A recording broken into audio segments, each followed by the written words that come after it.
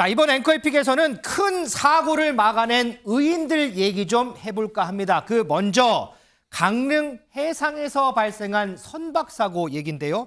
해경이 신고를 받고 출동을 해서요. 한 어선을 발견했습니다. 그런데 바다 한가운데 있는 어선을 봤더니 아무도 없더랍니다. 글쎄요, 이거 어떻게 된 일일까요? 김진희 변호사. 이거는 어떻게 된 일이에요? 왜 바다 한가운데 어선이 있는데 거기에 아무도 없어요? 네, 일단 결론부터 말씀드리면 이 이제 배를 운전하던 그 선장이 물에 빠진 겁니다. 그러니까 이게 어떻게 된 거냐면 강릉 인근 해상에서 A 어선하고 B 어선이 이제 충돌을 했는데 그 A 어선은 선장 한 명밖에 타고 있지 않았던 겁니다. 네. 근데 그 선장이 이제 물에 빠지니까 그 시동이 걸려 있던 배가 그냥 스스로 계속해서 이제 질주를 한 겁니다. 지금 이제 화면에 나오는 것처럼 배 스스로 저렇게 지금 가고 있는 거잖아요. 그렇죠. 저 배에 이제 사실은 아무도 타고 있지 않는 것이고, 그다음 지금 시속 자체도 이제 30km로 운행이 되고 있었기 때문에 결코 이게 느린 속도로 가는 건 아니었습니다.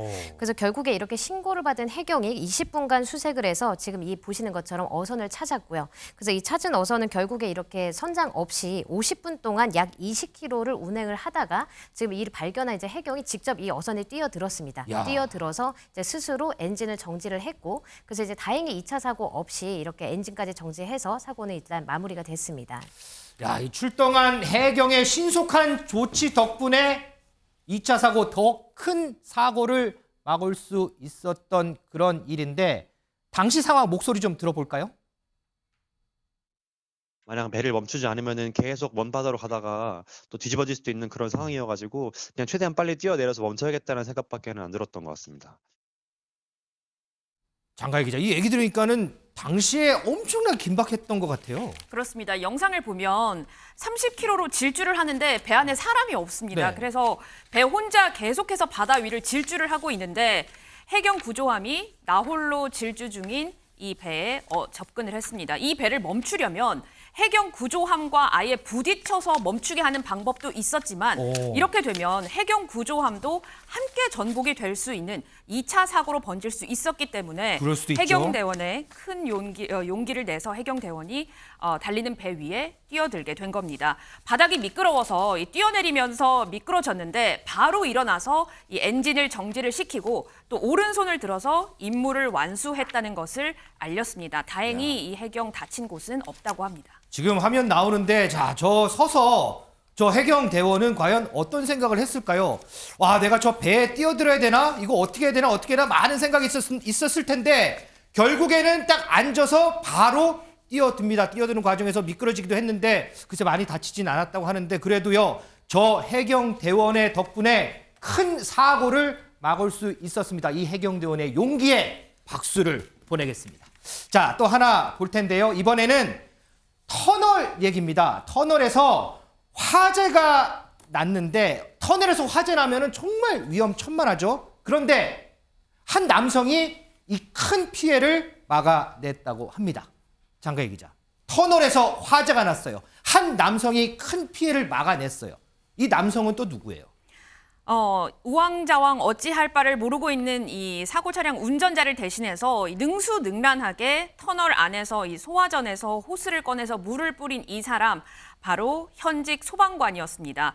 지금 저 나오는 저 분인가 보죠? 네, 그렇습니다. 경기 남양주 소방서 소속 29살 박호정 소방사인데요. 쉬는 날이라서 외출했다가 귀가하던 차에 이 화재를 보고 직접 뛰어들게 된 겁니다. 이 소방관의 초기 대응 덕에 출동한 소방서는 6분 만에 완전히 불을 진화할 수 있었다고 합니다. 자, 휴가 중 비번 중이었음에도 불구하고 자신의 임무를 다 해냈던 이 소방관 직접 목소리 한번 들어보겠습니다.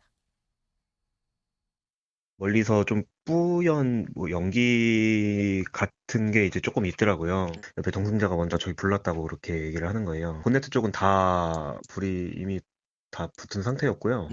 뭐 일단 차들은 그냥 옆으로 계속 지나다녔고요. 차주분만 나와서 신고 전화를 계속 하시더라고요. 또 직업이 소방관이다 보니까 그냥 당연히 해야지 하고 나갔던 것 같아요.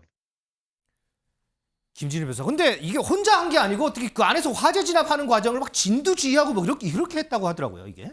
네, 그렇습니다. 구체적으로 이 박소방사는 처음엔 이제 뒤쪽에 있던 소화전에서 호수를 꺼내서 이제 화재를 진압을 하다가 네. 이 호수를 이 차량 주인한테 넘깁니다. 그래서 차량 주인이 이제 계속해서 진압을 하게 하고 본인은 또 이제 앞쪽에 있던 그 소화전에서 또 다른 이제 호수를 꺼내서 이제 차량 본닛의 주불주화에 좀 주력을 했습니다. 아, 이게 이제 불이 앞쪽에서 나니까 뒤에서 그렇죠. 물을 뿌리면 안 되니까 앞쪽에서 또 네네, 끌어왔군요. 맞습니다. 그래서 그 현장에서 이제 역할을 나눠서 진두지휘까지 했던 건데요. 결국 이렇게 했기 때문에 이후 얼마 지나지 않은 소방대원이 또 도착을 해서 완전하게 진화를 할 수 있었습니다. 근데 지금 저 정서고 보시는 것처럼 이제 터널 안에서 일어난 거다 보니까 만약에 초기 대응이 제대로 되지 않았다면 정말 큰 인명피해가 발생할 수 있었던 그런 그렇죠. 상황이었습니다. 그럼에도 불구하고 정말 침착하게 이렇게 초기 대응을 잘 해줬기 때문에 어떤 큰 인명피해 없이 다행히 소화가 잘 됐습니다.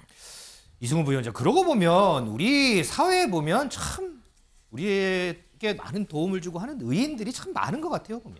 그렇습니다. 뭐 저런 영상들을 보면 일단 기분이 좋아지잖아요. 자신들의 역할이 비록 지금 일하는 시기는 아니지만 휴가 중에도 저러한 일들이 벌어졌을 때 바로 뛰어들어서 진압하는 저런 모습들이 또 국민들께 훈훈한 용기를 주고 또 정치인들이 저런 모습들을 보면서 좀 더 변화됐으면 좋겠어요. 예. 김재섭 위원장, 정치인들이 저런 모습을 보면서 변화했으면 좋겠다고 하시는데 변화한다는 거는 뭐 그 전에 잘못됐다는 얘기니까 계속 좋은 일 많이 하실 거죠?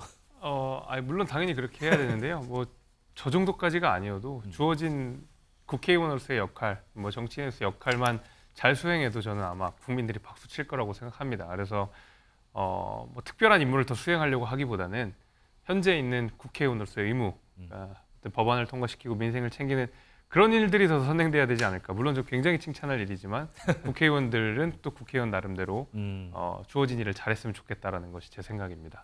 자, 어쨌든 간에요. 이런 의인들 덕분에요. 우리 사회가 더더욱 안전한 대한민국이 돼 가는 건 아닌가 이런 생각을 해 봅니다.